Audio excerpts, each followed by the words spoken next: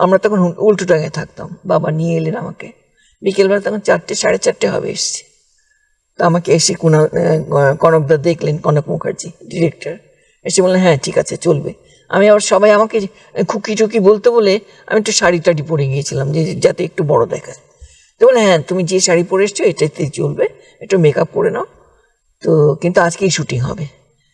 তো বাবা বললেন এই রে, বাড়িতে তো বলে আসিনি, এবার তো বাড়িতে বলতে হবে।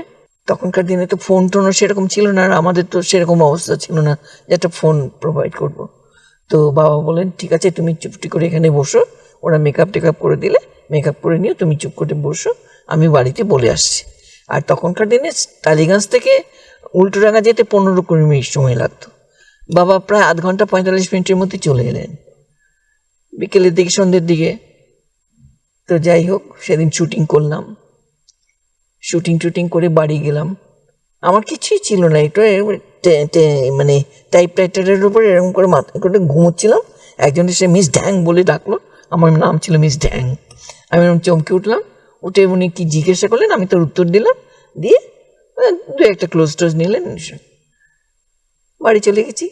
বাবার হাতে টাকাটা দিয়েছে 50 টাকা, আপনার প্রথম পারিশ্রমিক। আজ থেকে প্রায় 62 বছর ঘটনা। হ্যাঁ। তো আচ্ছা, এই প্রসঙ্গে বলি, ওই যে আপনি দৃশ্যটা বললেন, ঘুমোচ্ছিলেন টাইপরাইটারের ওপরে, হঠাৎ মিস ড্যাং বলে কেউ ডাকলেন, দেখলেন কাদেরকে, সেই দুজনের কথা বলুন। আমি তখন তাদের চিনি না, তখন আপনি, আমি মধ্যপ্রদেশ থেকে এসেছি। তাদের একজন হলো কমল মিত্র, একজন জওহর রায়। হ্যাঁ। আমি পরের দিন গিয়ে শুনলাম, যখন কুণালদার সঙ্গে দেখা হলো, বললো তুই কি করেছিস, আমাকে দাদা খুব বকেছে। আমি কি ভুল টুল কিছু করেছি নাকি জিজ্ঞাসা করলাম। বলে না, বলছি ওইরকম দুজন আর্টিস্ট সামনে ছিল, তাদের সামনে একটু ভয় ডর নেই, একটু জিভ শুকিয়ে গেল না, কিছু না, দিব্যি যা যা বললাম তাই করে গেল, মানে এত স্পন্টেনিয়াস। আমি তো ভাবতেই পারিনি এত সুন্দর, এত সহজ অভিনয় করবে। তাই কে ছিল ওরা?